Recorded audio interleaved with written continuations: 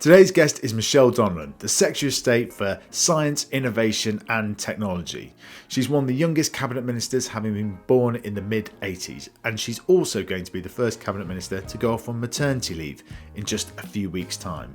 Today we talk to her about her department and how it's going to help businesses create jobs of the future.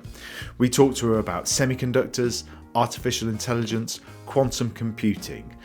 Her department is more involved with the future of our economy than almost any other one. It's a great conversation about how the UK economy is getting match fit for the future and what opportunities there are out there.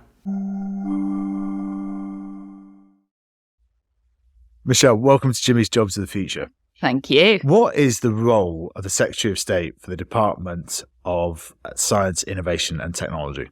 That's a good question. So we recently set up the department only a few weeks ago. So I'm the first person to ever hold that office. So really, I've been able to make the role my own in that sense.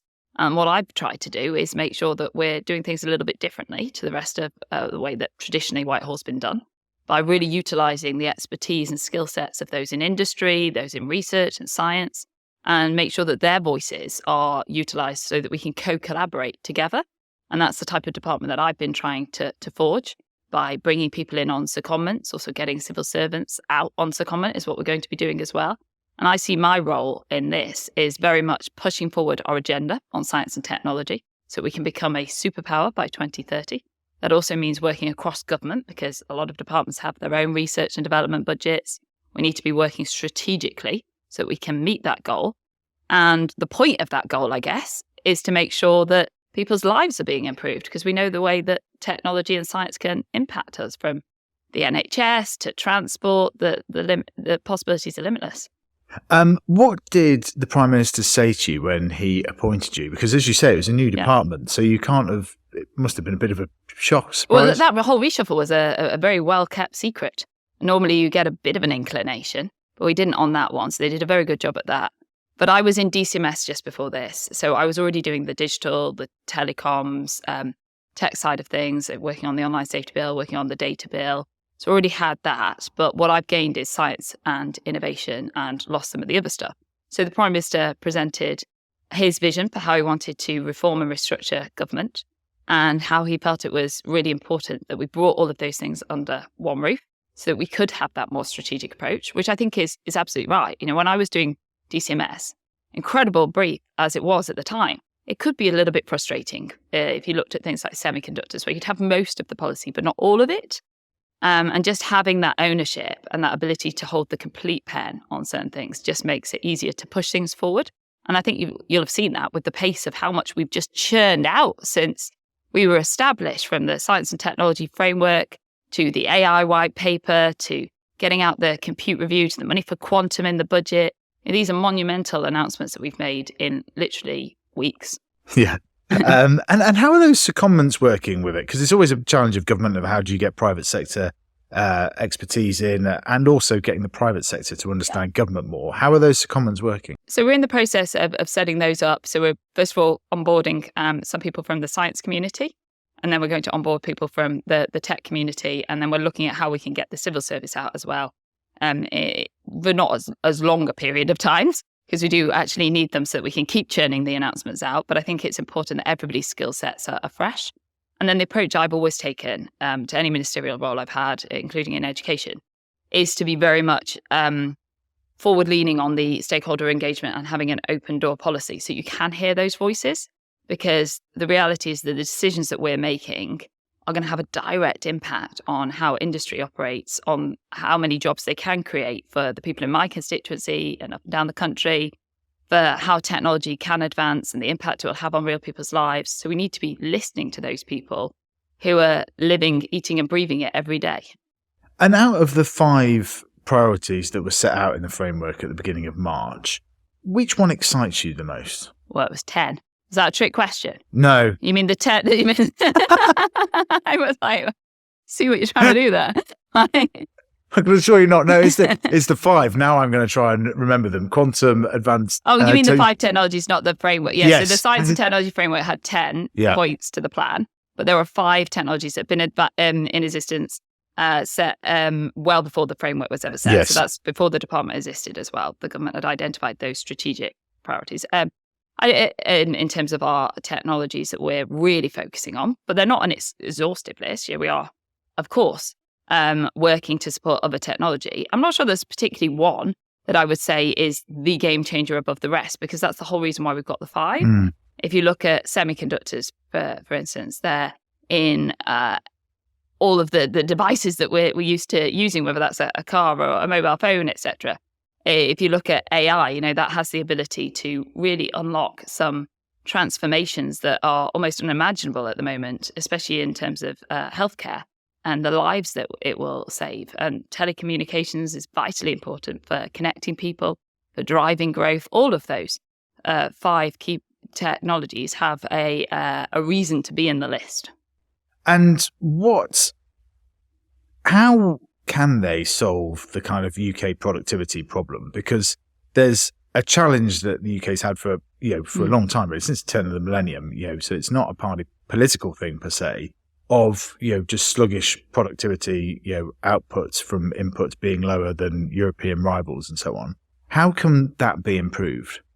I think technology itself has the ability to help us with our productivity, absolutely. But it also means that we can work smarter and more effectively, and that we can utilize people's time better. I'm thinking of teachers, for instance. I'm thinking of medics, so that they can potentially do less of the admin side and get on with the job that they're excellent at, and we want them to be doing day in and day out, which will then in turn boost their productivity. So that's why we need to be creating the right environment for enabling these companies to be able to flourish here in the UK, more so potentially than other countries around the world, so that we can be making sure those jobs are coming to the UK. We are leading the way in those advancements as well.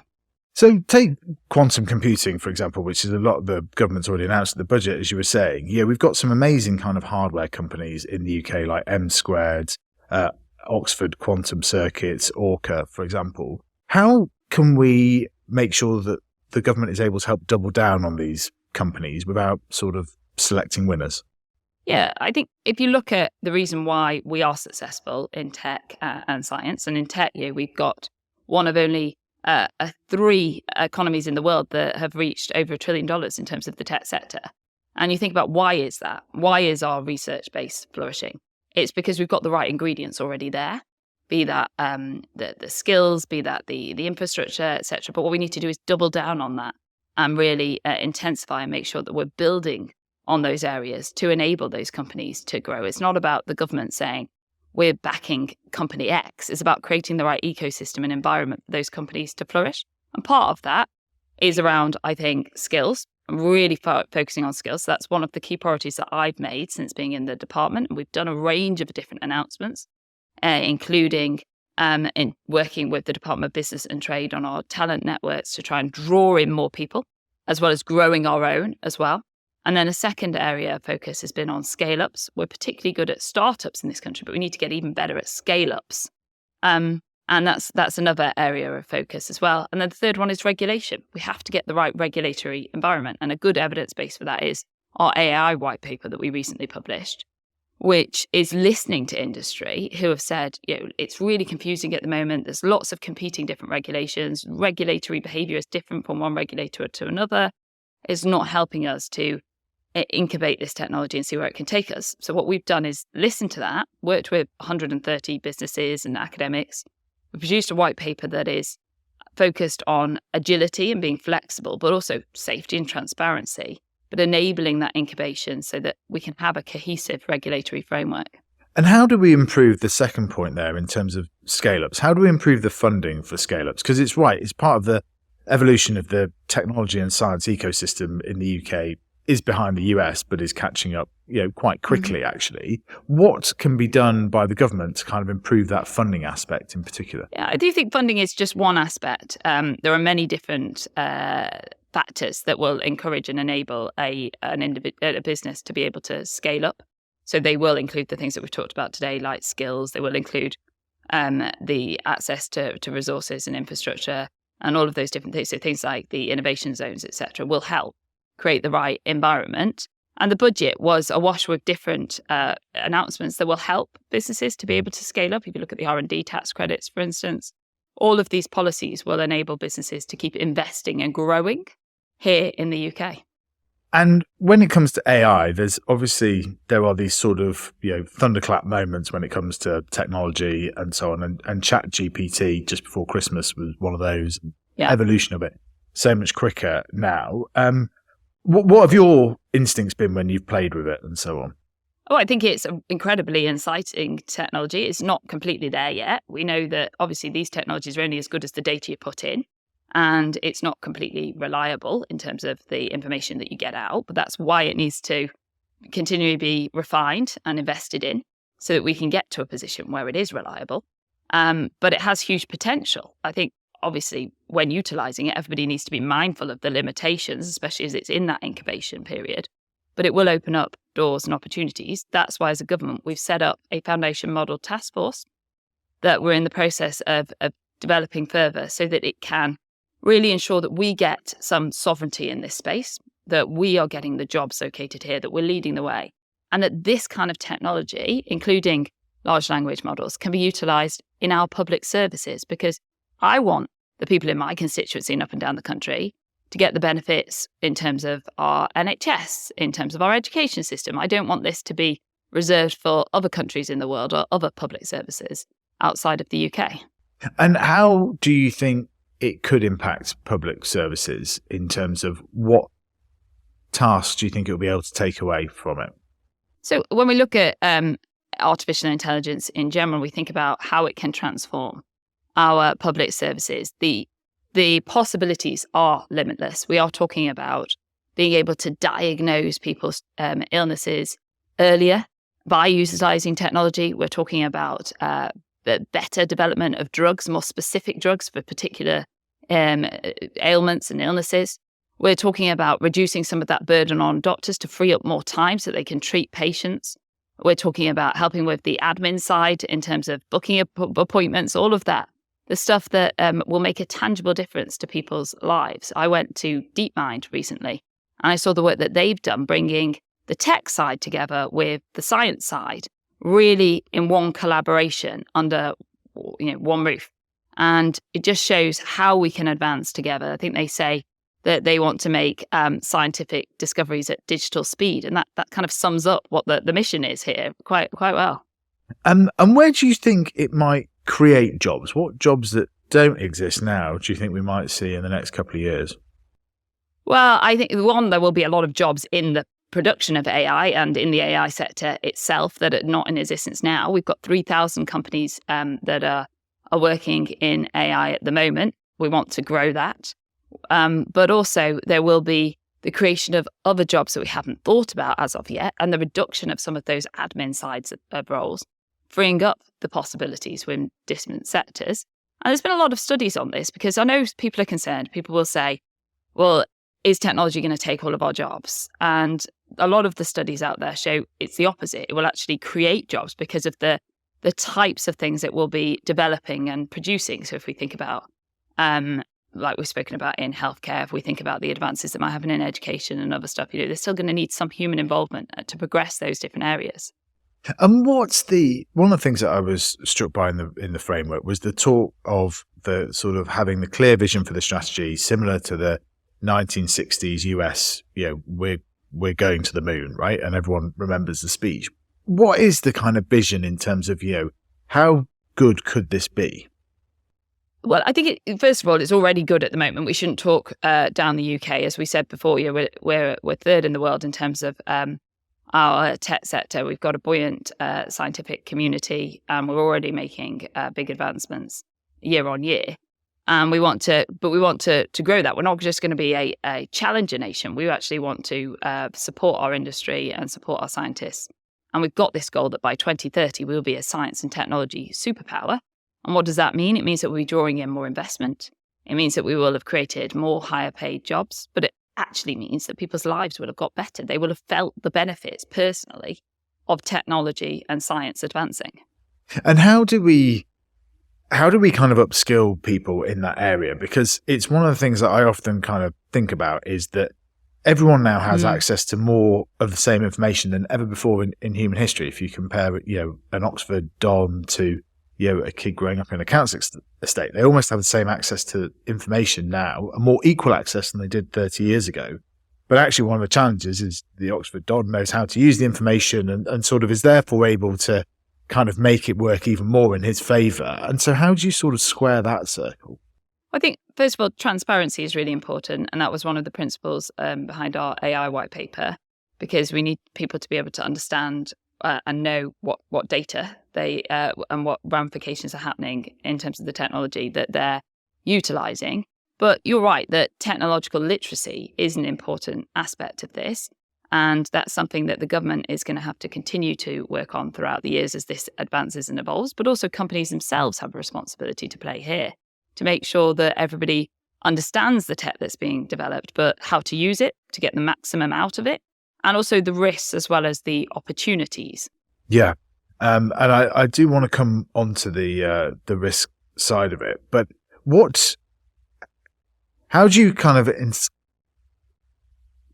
sort of flesh out that vision for how this could impact people's lives in terms of how could it be positive? What is the best upside case scenario? So I think unless we double down on supporting the growth of technology and the growth of AI in particular, then it will be reserved for a few people rather than the majority. How do we make this mainstream? How do we make most people be able to benefit from it? Is by really enabling the industry and the sector to grow and to develop and push through some of those barriers so that it can go into our public services, so that it can be utilised as an everyday part of our life, so that everybody can tangibly feel the difference and have their quality of life improved. So it has to become more mainstream. That's why we're investing as a government in these technologies. It's not just about us creating a regulatory environment. It's about us putting our money where our mouth is. In AI, for instance, we've invested 2.4 billion since 2014 alone. We saw the 2.5 billion pledge in the budget for quantum. We've seen the amount of money we're pouring into skills across the board for technology. We've seen the amount of money that we're putting into research and development on the science side, 20 billion in the next few years. And that's because we recognise that this does have to be something that benefits everybody. Whether that's them utilising public services, whether that's the way that they get to work in a cleaner, greener car, all of these things will making our lives better. Yeah. And on the sort of the flip side, at the other end of that, the founder of OpenAI, Sam Altman, has said, the worst case scenario is the lights go out on us. Is that something that you worry about? I think that there are risks with any advancements in society, especially the ones that we're talking about here today. And we've been very clear about that. The government is not shying away from the fact that there are risks. That's why in our approach to all of these things, including AI, we've been very upfront about safety being an absolute number one principle, as well as transparency, so that people have full insight and knowledge as to what is happening, especially with the use of their own data. But safety is important, and that's why we have regulatory frameworks. And it's why, as a government, we would always be prepared to step in where we need to be. And that's why we need a system that's agile and responsive, because who knows where we're going to be in 10 years' time? We need a government that's going to be able to change and adapt to the situation that is happening in technology. And one of the challenges of growing companies here in the UK, right, because there is a sort of danger of it all ends up in California and there's pouring lots of money over there, is university spin-outs. And I know previously you held the role of university minister for quite some time. So how there is still a challenge there in terms of that development of that part of the ecosystem of universities wanting to take too much from these kind of spin-outs. How do we change that? So that is something that I'm looking at, because you're quite right. That has been a challenge in the past and has potentially limited some possibilities. But it's about getting the balance right. So in the first few weeks, it's something that I've been looking at, and we'll be fleshing that out over the coming few weeks. All right. Okay. You will read between the lines there. How do we get people excited more generally about science? I mean, it does feel with COVID vaccination and so on. So science had a bit of a kind of like moment, kind of almost like the Olympics in 2012, perhaps. Because one of the stats that I was struck by in the paper was that 57% of people could only see opportunities coming from science development, and the paper says that should be 80%. So How do we get from that 57 to that 80? I think you're right that in the pandemic, it really opened people's eyes up to also the individuals, the personalities as well, who have been working in this sector and the possibilities. And it showed just how much of an impact the science can have, because it basically unlocked our whole society, didn't it? And allowed us to get back to living like we are doing now in a normal way.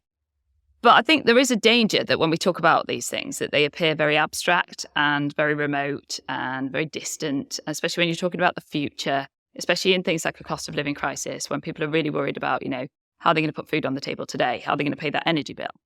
And that's why it's incumbent upon our department to really explain those benefits to people and those possibilities, but also make it clear that we are the Department of Future Jobs, we're the Department of improving people's lives, but so that in the future, we won't have to face the same challenges that we are facing today. Things like energy security will be tackled with the use of technology, supporting our farmers as well, again, via science and technology. So all of these challenges that we're facing today won't have to be faced by them in the future and their children.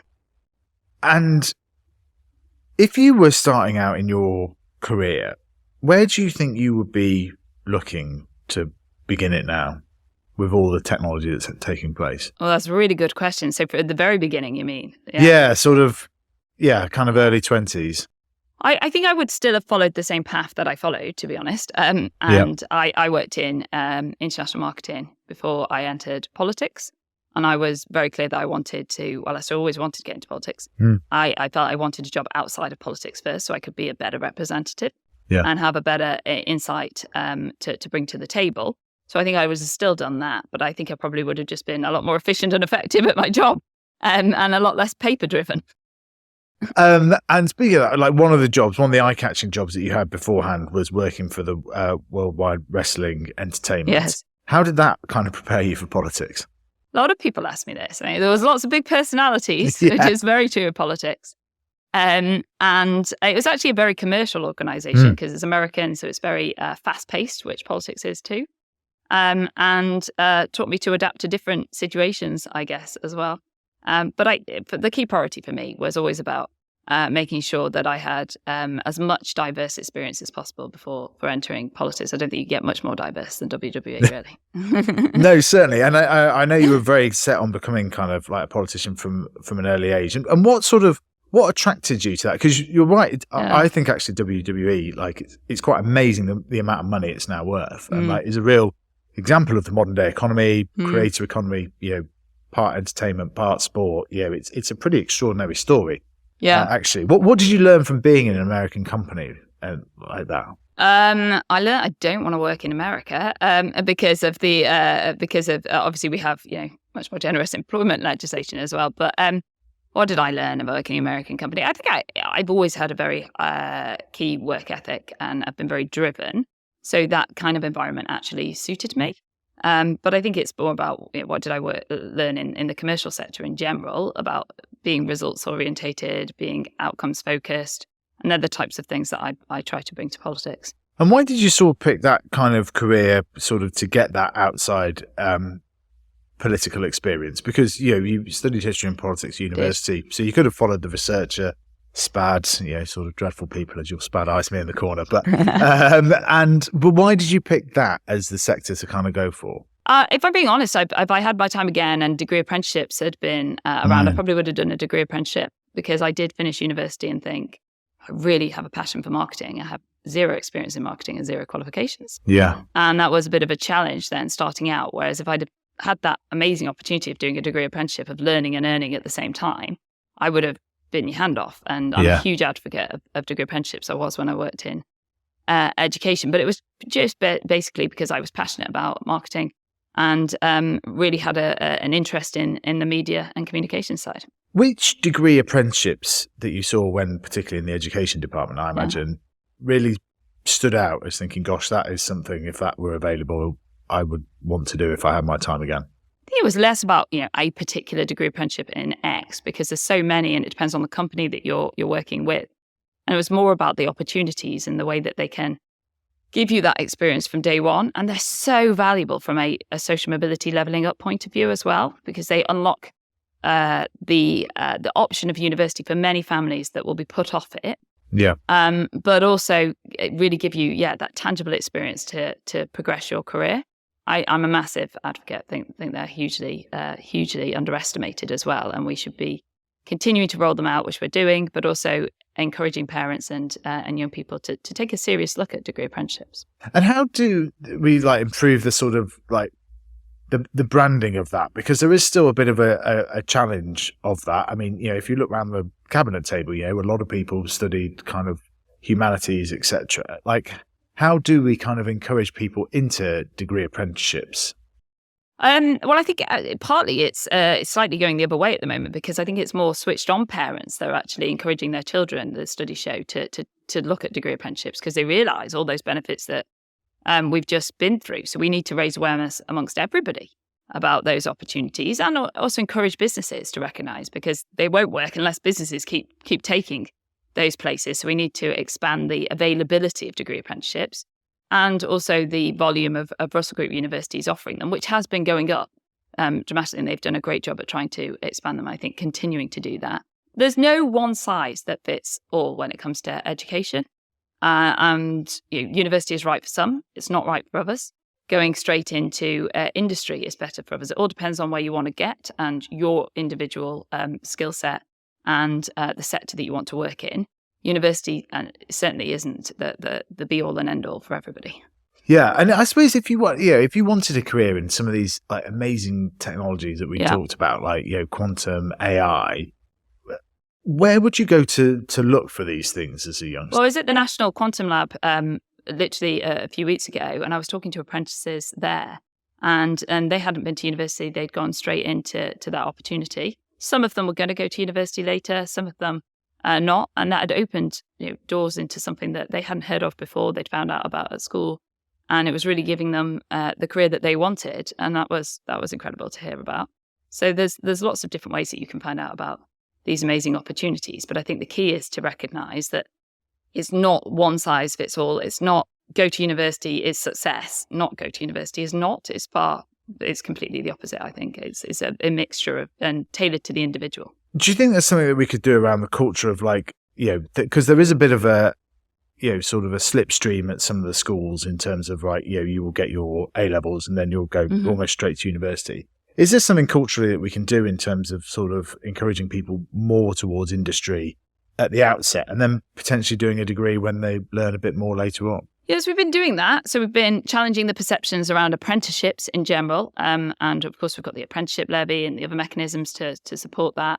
We've launched T-levels as well, which is proving very successful and giving people more of a hands-on experience at a younger age and giving them that industry experience as well. And then we're in the process of launching something called LLE, so Lifelong Loan Entitlement, which is basically about being able to study in a more modularized fashion. So you could go do your degree, but you could do a term at a time and build it over the course of your career, because it's not just about people getting the skills when they're 18 to 21. Actually, the way that technology is advancing, we need people to be constantly reskilling and upskilling, because jobs will be changing literally before our eyes. And we need a nimble workforce to be able to cope and deal with that. I think it's an incredibly exciting government policy and very forward thinking in terms of that, because people's careers are going to last longer than ever, right? They're going to last 50, maybe even up to 60 years, and people are going to need to retrain a number of times. And it's going to be difficult to know what that is to do as well.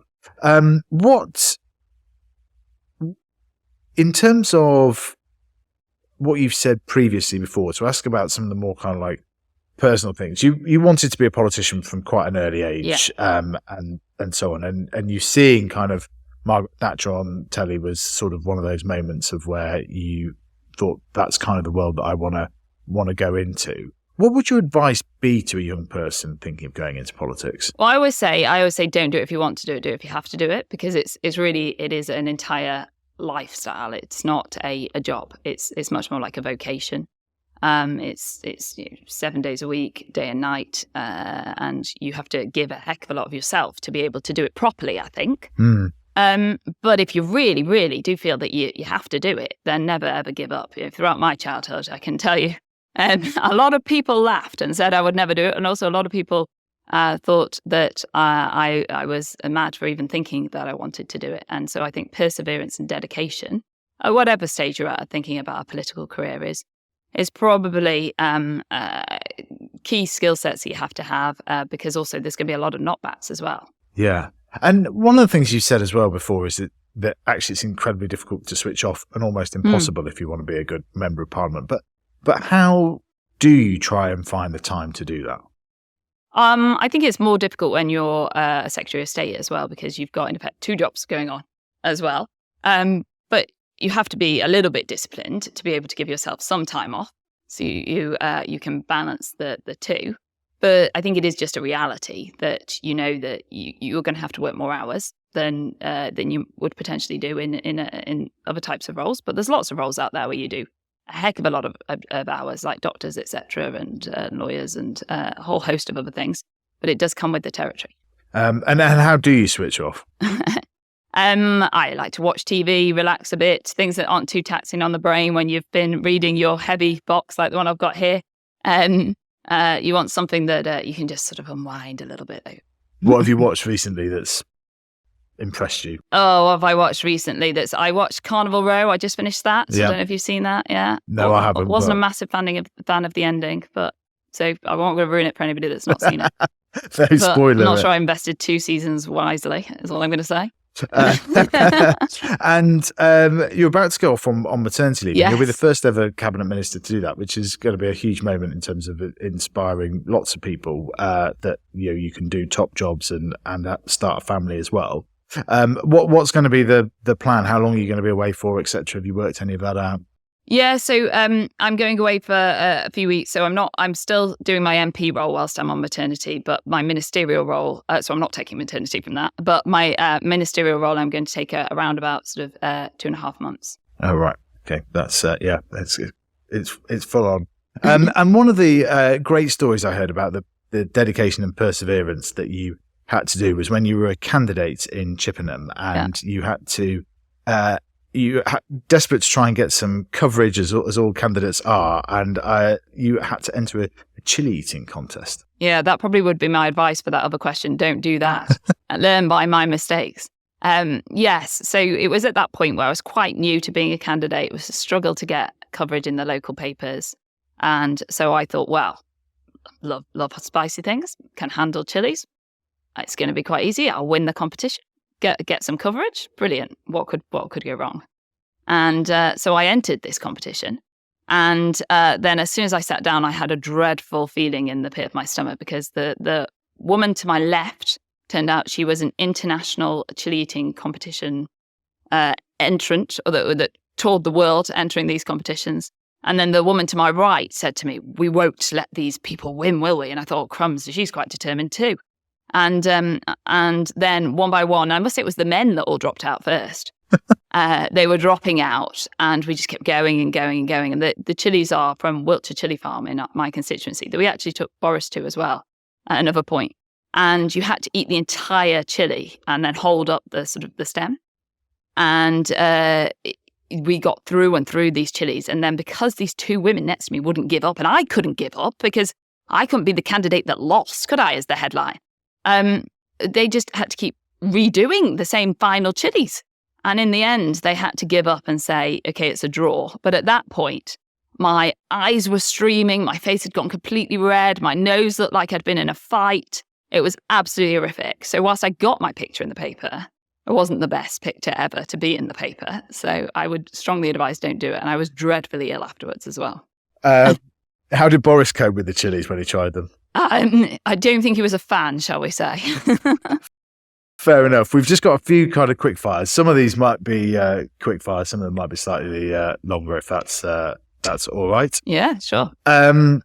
So, Star Trek or Star Wars? So I'm not like, I like both, but I'm not an avid fan. But I guess I have to say Star Wars, otherwise the Prime Minister, might not do my long-term career prospects any good if I don't. Well, what's your favourite sci-fi action movie? I'm not so into sci-fi in general, really. Yeah. I do quite like rom-coms. I know that's a bit, it's not the most sort of Favourite rom-com? Oh, favourite rom-com. I like Love Actually and the sort of classics, to be honest. Yeah. Yeah. If you could go to the bottom of the sea or space, which one would you choose? I definitely choose space. I think it'd be incredible to go into space. And what would be your dream job outside of politics? Oh, I haven't really got a dream job outside of politics. Let me establish that. I think I'd like to work in education. I think that is how you unlock opportunities and really support levelling up. What's the most impressive UK company you've seen lately? Well, when I went to DeepMind, who were founded in the UK and have over 1,000 employees here in the UK, they were really impressive because of the way that they've done things so differently and bringing together science and technology to create those results. And they actually have been creating some phenomenal results, and there's a lot more to come. So certainly they've impressed me. What's a favourite invention of the last century? I think it's got to be the mobile. Well, the mobile phone. It's got to be the mobile phone, eh? I don't know how I'd survive without mine. And if you could meet one historical figure, who would it be? Historical figure in general? In general, yeah, or could be scientist, okay. Whatever. Well, if it was in general, I think I'd have to say Winston Churchill, because it would just be hugely fascinating. And as a history graduate myself, that would be incredible. And I can only begin to imagine the kind of conversations that you could have and answers that you could get about that time period. Yeah, well, ChatGPT may well soon solve that as well, which is one of the interesting things. And what would you say, is there somebody that's been particularly inspirational on your career that's been like a mentor along the way? I think, well, my granddad was very inspirational to me, and my dad as well, because they both taught me the value of hard work and resilience. And both of those people were told, throughout their childhood and their upbringing, that they wouldn't be able to achieve in life, and they worked really hard and ignored those people. And I think that's an incredible lesson, that actually, if you just get on, beaver away, and stay focused, you can achieve. And I want to make sure that is a possibility for everybody around the country, including in my new brief, so that if people want to be scientists, they can be. If people want to be technologists, they can be. And that's why we've got to unlock those opportunities by breaking down some of those barriers, including to those groups that we know find it harder to get into those kinds of roles. And what did your parents and grandparents do? So my dad had a small business, and my granddad worked in Africa for a period of time, actually for quite a bit of his career. But he was born in the UK above a fish and chip shop, finished school, no education, and managed to then go to night school and get a good job and end up being a manager very successfully in Africa. What's your favourite podcast? I'm a bit bad. I never really listen to or watch podcasts, but I'm going to do it. It's going to be my maternity resolution, if that's a thing. I'm going to try and use some time to do that. They are quite good, particularly with AirPods and so on, when you're sort of doing the... My husband's completely addicted. So my husband adores Joe Rogan. He's completely addicted to podcasts. So. Good taste. What's your favourite form of exercise? How do you keep fit? So I love swimming. I haven't done it for a while with this job and pregnancy, etc. But I do like swimming, and I like cycling too. But so last summer I broke my foot, which was really annoying because I couldn't really do either in the summer. Hulk Hogan or Steve Austin? So I think Hulk Hogan, was part of my childhood growing up. Pretty amazing. And what would be your favourite meal? What would be my favourite meal? It's my mum's spaghetti bolognese. She does a mean spaghetti bolognese. Brilliant. Michelle, thank you very much for coming on Jimmy's Jobs of the Future. Thank you.